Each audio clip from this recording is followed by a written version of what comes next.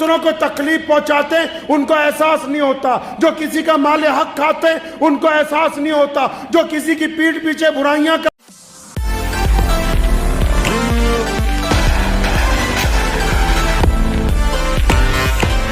دوسروں کو تکلیف پہنچاتے ہیں ان کو احساس نہیں ہوتا، جو کسی کا مال حق کھاتے ہیں ان کو احساس نہیں ہوتا، جو کسی کی پیٹھ پیچھے برائیاں کرتے ہیں ان کو احساس نہیں ہوتا، جو دوسروں کی بیٹی کو دیکھ کے زنا کا ارادہ کرتے ہیں ان کو احساس، جن کا احساس مر گیا وہ زندہ مردہ ہیں چلتے ہوئے، ان کے اندر جسم میں صرف جان ہے، ان کا دل زندہ نہیں ہے۔ زندہ انسان وہی ہے جس کا احساس باقی ہے، جس کو پتا ہو یہ بات کہ یہ جو میں لقمہ کھا رہا ہوں یہ حلال کا ہے کہ حرام کا ہے۔ اگر یہ احساس زندہ ہے تو ہم اچھے انسان ہیں، اگر احساس مر گیا تو پھر مردہ انسان ہے۔ مردہ صرف وہی تو نہیں جو قبروں میں چلے گئے، مردہ صرف وہی تو نہیں جن کی جان نکل گئی ہے، مردہ وہ بھی تو ہیں جو حق بات نہیں کہہ سکتے، مردہ وہ بھی تو ہیں جو خاموشی سے حرام مال کھا رہے ہیں، مردہ وہ بھی تو ہیں جو جان بوجھ کے دوسروں کی بیٹیوں سے زنا کر رہے ہیں، مردہ وہ بھی تو ہیں جو ناجائز مال کا کاروبار کر رہے ہیں، کیونکہ ان کا احساس مر گیا، یہ مردہ ہے۔ جو تو اللہ کے راستے میں شہید ہو گئے وہ تھوڑی مردہ ہیں، قرآن نے تو ان کو کہا کہ وہ تو زندہ ہے۔ تو ہم کب تک زندہ ہیں؟ ہمارے اندر زندہ والی کون سی علامت ہے؟ ہمارا زندہ رہنے کا کون سا طریقہ ہے؟ کیا ہماری نماز ایک زندہ نماز ہے؟ کیا ہمارا کاروبار ایک احساس والا کاروبار ہے؟ کیا ہماری رشتہ داریاں ایک احساس والی رشتہ داریاں ہیں؟ نبی علیہ السلام قدم قدم پر احساس کرتے ہیں ہر ایک بات کا۔ ہم نے سمجھا سنت یہ ہے کہ سبحان اللہ کو 33 مرتبہ پڑھ لے جائے، وہ عمل کے طور پر کرنے کی سنت ہے عبادت کی، لیکن زندگی کی سنت یہ ہے کہ جب بھی بندہ سوچے تو اچھا ہی سوچے، برا نہ سوچے۔ ہم نے سوچا سب سے افضل صرف فجر کی سنتیں ہیں، لیکن ان سے بھی زیادہ افضل یہ ہے کہ دل کو پاک رکھنا کینے سے، بغض سے دل کو پاک رکھنا، وہ عبادت کی سنت ہے، یہ زندگی کی سنت ہے۔ اگر دل پاک نہیں ہے ہم سوچتے کیسے؟ کیا ہمارے اندر احساس ہے؟ کیا ہم دو بھائیوں میں احساس ہے؟ کیا جھوٹ بولتے وقت ہمیں احساس ہوتا ہے کہ ہم جھوٹ بول رہے ہیں؟ اگر یہ احساس ہوتا ہے تو ابھی ایمان باقی ہے، ہم پلٹ سکتے ہیں۔ اگر جھوٹ بولتے وقت بھی یہ احساس نہیں ہوتا کہ یہ جھوٹ ہے تو پھر اب ہم ایمان کی طرف پلٹنے والے ہیں نہیں ہیں۔ پیارے نبی صلی اللہ علیہ وسلم کیسے سوچتے ہیں؟ ہمارے نبی علیہ السلام کیسے سوچتے ہیں بھائی؟ پتہ ہے آپ کو؟ کبھی پوچھا آپ نے اپنے امام سے؟ کبھی پوچھا کسی دیندار آدمی سے کہ رسول اللہ صلی اللہ علیہ وسلم کیسے سوچتے ہیں؟ نبی علیہ السلام کے صحابہ میں سے ایک چھوٹے صحابی ہیں، ان کا نام ہے انس رضی اللہ تعالیٰ عنہ۔ کیا نام ہے جی؟ یاد کر لیجئے گا اس واقعے کو جو میں آپ کو سنانے لگا ہوں۔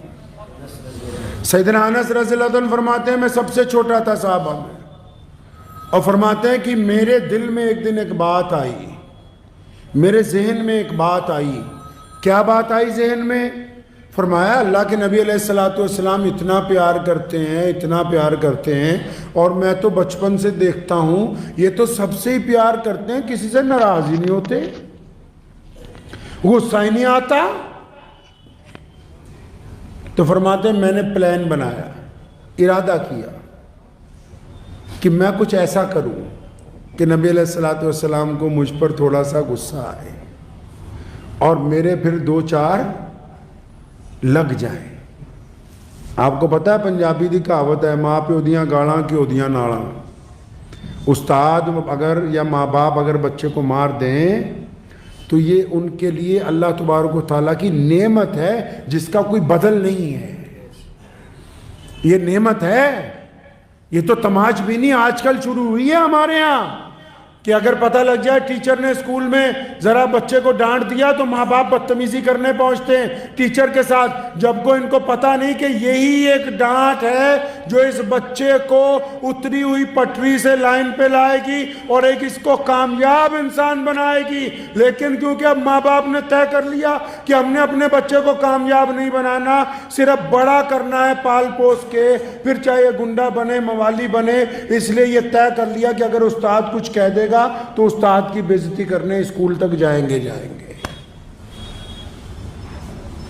تو انس فرماتے کہ میں نے یہ ارادہ کیا کہ نبی علیہ السلام مجھے ناراضگی میں کبھی ایک آدھی چپت لگ جائے یا ایک آدھا مکہ لگ جائے، مجھ سے ناراض ہوں، تو سارے صحابہ یہ کہیں گے کہ ہم سے رسول اللہ پیار کرتے تھے، صرف اکیلا انس ہوگا جو یہ کہہ سکے گا کہ میں نے رسول اللہ صلی اللہ علیہ وسلم کی مار بھی کھائی۔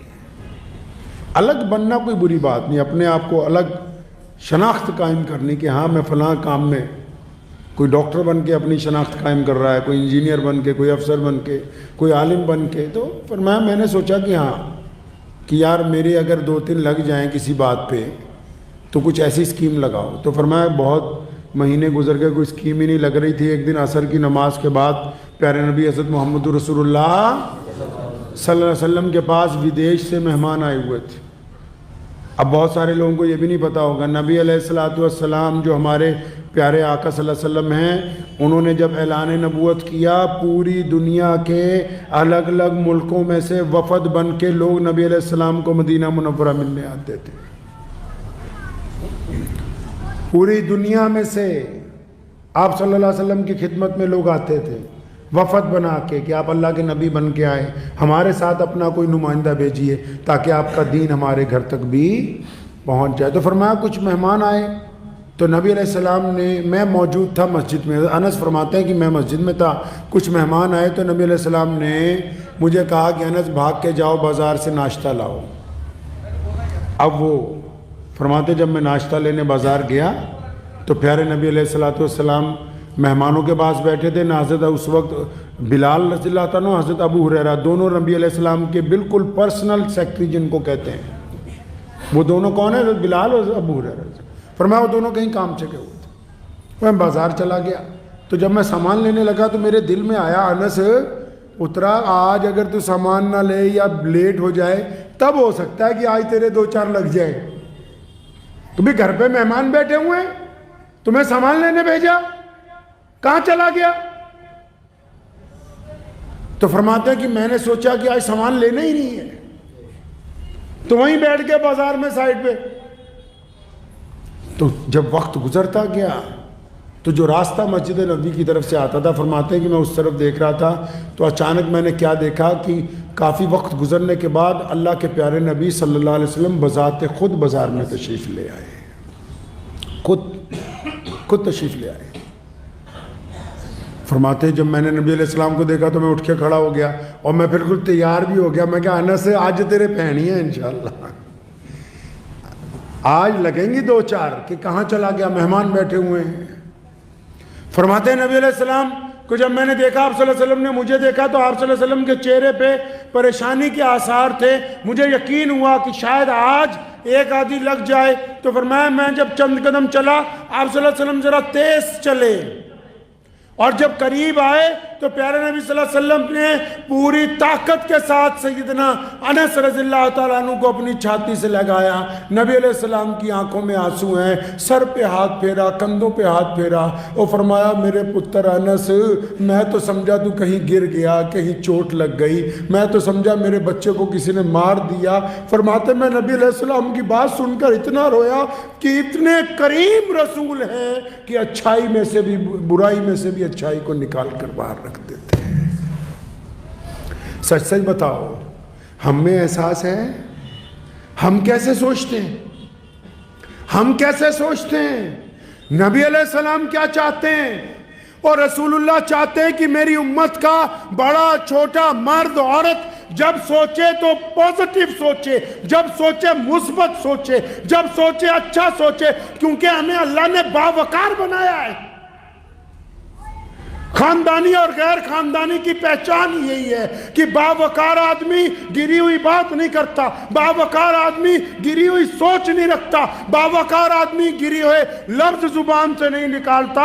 यहां रसूलुल्लाह क्या चाहते हैं? उन्होंने हुक्म दिया मुसलमानों कि जब भी सोचना है अच्छा सोचना है। यहां तक हुक्म फरमाया तुमने किसी का दिल नहीं चीर के देखा कि उसके दिल में क्या है। अगर किसी के मुतालिक राय कायम करोगे तो अच्छी राय कायम करोगे। छाती पे हाथ रख के बताओ, हम जब किसी के मुतालिक राय कायम करते तो कैसे करते हैं?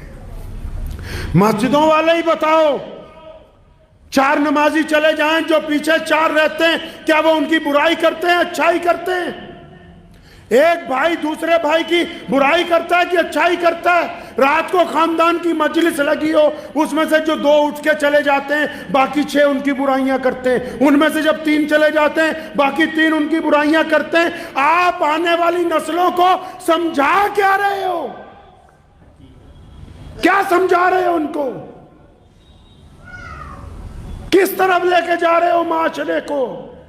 हर बंदा कोई एक मजहब की बुराई, कोई दूसरे मजहब की बुराई, कोई एक महकमे की बुराई, कोई दूसरे महकमे की बुराई, कोई दोस्तों की बुराई, कोई यारों की बुराई, कोई माँ बाप की बुराई। और ये समझाया किसने? प्यारे नबी अलैहिस्सलाम की सुन्नत है मुस्बत सोचना, पॉजिटिव सोचना। दुनिया में इस्लाम सबसे बड़ा मजहब इसलिए बना क्योंकि रसूलुल्लाह ने सैयदना बिलाल के मुतालिक पॉजिटिव राय को कायम किया कि ये मजलूम है, इसका हक बनता है कि इसको आम इंसानों के बराबर लाकर खड़ा कर दिया जाए। हम कैसे सोच रहे हैं भाई?